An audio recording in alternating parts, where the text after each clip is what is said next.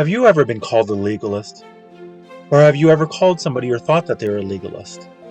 Well, I'm here to tell you that Satan has confused this term so much that people don't even know what they're saying when they say legalist.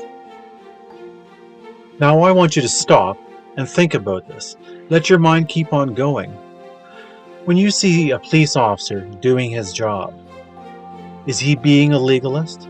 He's going out and he's enforcing a law. Does that make him a legalist? There's a whole lot of things that need to come into play to understand what the Bible's actually teaching us and showing us what a legalist is. And you'll be surprised, it is not how people use it today.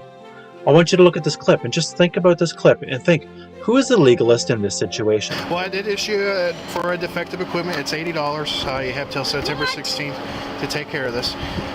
Get you to sign there with the Exodus. So you don't even give a warning for this? You've been driving around for 6 months like that. I'm truthful.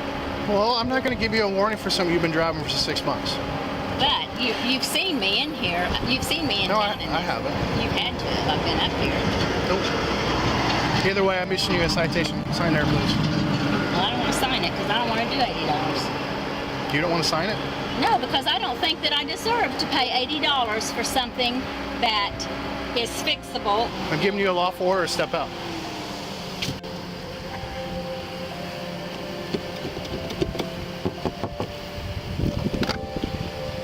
You be fair with me and I'll be fair with you. Step out. No. You're under arrest. No, I'm not.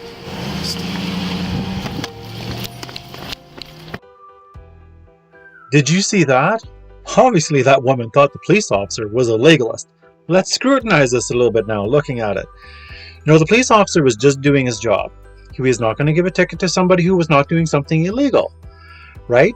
So we got to remember that legalist is somebody that's going to be looking at how far away they can get on either side of the law, or to find some loophole that the law would be no longer valid in that situation.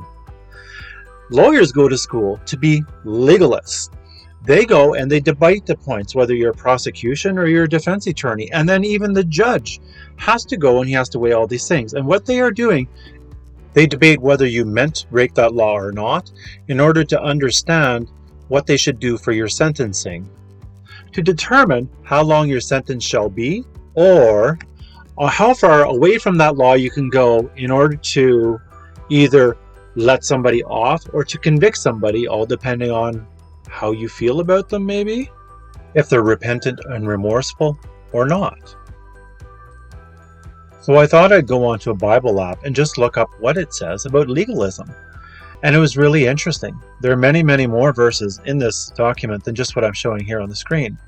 But if you read it, it's talking about legalism, and it's pretty much saying, if you do the things that Jesus asked you, that's legalism. But no, we know that that's not right. So it means that the opposite.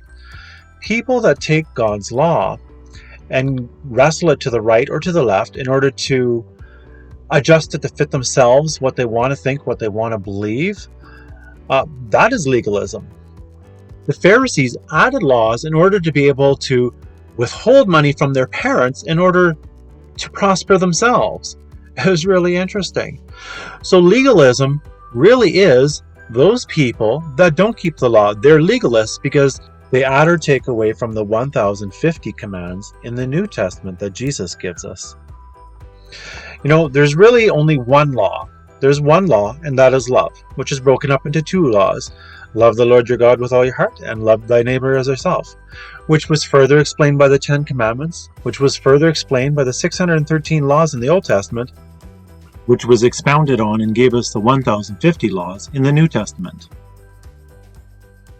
A lot of this idea of legalism comes from people thinking that a lot of these laws are a burden. And this can be true if we're trying to keep all the laws in our own strength. But if all the laws are love, with the help of Christ, we can love and keep all the laws. This is clearly shown and depicted in the book Pilgrim's Progress, and I highly recommend that book. We also must remember that the Bible tells us in Matthew 5:18, "For verily I say unto you, till heaven and earth pass, one jot or one tittle shall in no wise pass from the law till all be fulfilled." Pharisees and Sadducees by all outward show kept the law, but inwardly they did not. And we must remember that Jesus looked at them as legalists because they actually weren't keeping the law. But he says, if you love me, keep my commandments. Therefore, those that don't keep the law and try to add to it or take away to it are the ones that are the legalists, and not those that keep the plain writings that are found in the book of love, the Bible.